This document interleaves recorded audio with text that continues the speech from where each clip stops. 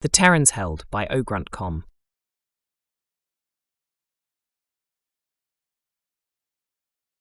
Massive bulkhead doors shutter to life as the reinforced gears the size of small houses turn into one another, dragging them toward an interlocked point. Hundreds of different species of different sizes and ages rush into the stronghold behind the threshold. Human women, children, and their elders mixed in the crowd as they desperately fled within. At a distance, gleams of dense light color the skies. Tracers, pulse discharges, lasers, etc., litter the skies above. Large husks of once powerful and commanding ships that fought above lay dormant below in molten metal pools. Several explosions ahead shake the ground and color everything in shades of orange and occasionally blue. A massive conflict ranges the entirety of this planet, and its guardians fight for every inch. As the sounds of combat and war draw near, a voice pierces through the wails of the innocent fleeing. "Fall back! Sector Eden is down! Back to the bunker!" A bird-like creature screeched. A large gash across his face, along with several lacerations along its body, signifying how long it's been in the fight. It carried a Council service rifle in its right talon grip, while it calls out to the others. Many soldiers of the Galactic Council break ranks and begin to enter the same bulkhead the civilians had done. Over time, the commander noticed that he hadn't seen a particular species pass him to join. After a little more time, he called over the official battle comms net. "Terrans, I know you understand Galactic Common. The order is to fall back. This comes from the Sector Defense Commander." A moment of silence comes over the net, and right before he presses the mic again, he notices the remaining bit of the human forces coming over the tall hillside.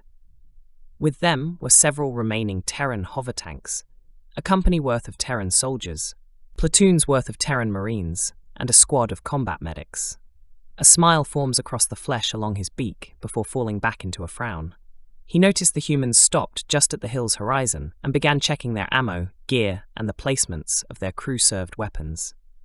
A single Terran followed down the hill and approached the commander.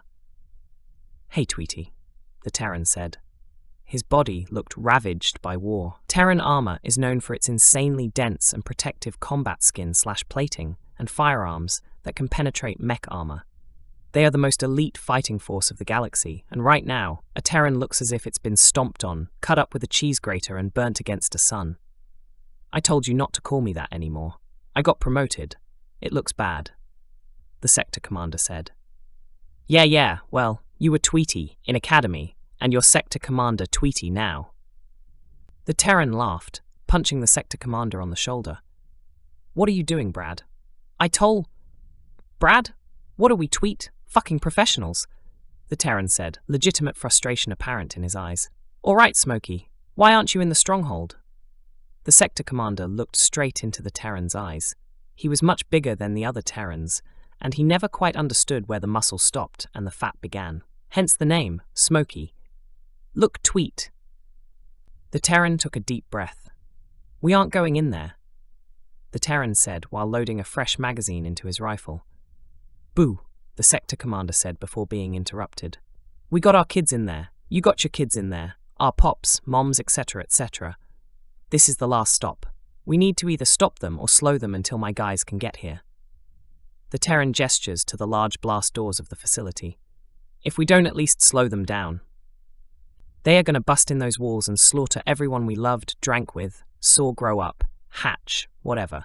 They will get here uncontested and have a lot more time to cut them open." It happened in Sector Eden. It'll happen here. The sector commander stood in silence. "That's if we go in there and just wait for it. We aren't going to do that. We will hold and continue to hold until we get some help, or we are cut down to the last man or woman." The Terran placed his rifle to his chest, which caused it to attach magnetically. He'd put both hands on the sector commander's shoulders. "You get yourself in there and prepare. Scrounge up every man and woman they can hold a damn gun and point at that door. Once it closes, you don't fucking open it." The sector commander smirks and nods. "I'm not an idiot, Smokey. You understand that this means suicide, right?" the sector commander said, a hint of sadness within. "Don't know what you're talking about. We are just trying to get some medals. Us Terrans kicked your asses back in the Farathian Wars. This is like a Tuesday for us." The Terran shoved the sector commander towards the heavy bulkheads close to being sealed. "Yeah, all right then, Smokey. I'll see you later," the sector commander said before turning around and walking into the stronghold.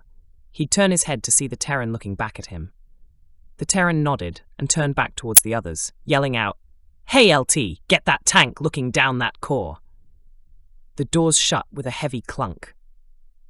Many mechanisms link and lock into place before settling. The sounds of whimpering and crying behind him became more apparent to the sector commander, and just as he turned away from the bulkhead, he heard a very muffled "Contact! Front!" followed by gunfire and explosions. The sector commander rushed towards the command post within the stronghold, bypassing many of the injured and begging with a one-track mind. When he entered, he immediately ordered the front to be displayed to him. Multiple camera views opened along with a hologram displaying the blue force trackers around. He saw Smokey standing alongside 2 other Terran Marines, firing their weapons in the distance at the encroaching enemy.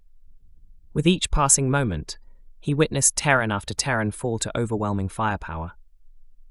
Even while some looked to have their innards pouring from their stomachs, they continued to fight.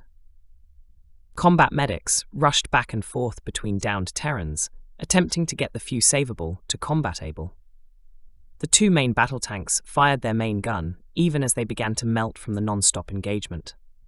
He saw a plasma cannon hit the tank directly, the tank going silent, Terrans rushing into the tank and taking the dead ones out, only to use the tank again. After nearly an hour, he noticed Smokey look into several magazines around him. He'd call out to the rest, and they did the same. By this time, the tanks were either destroyed or their barrels melted. Smokey pointed at a wounded Terran and then towards the doors.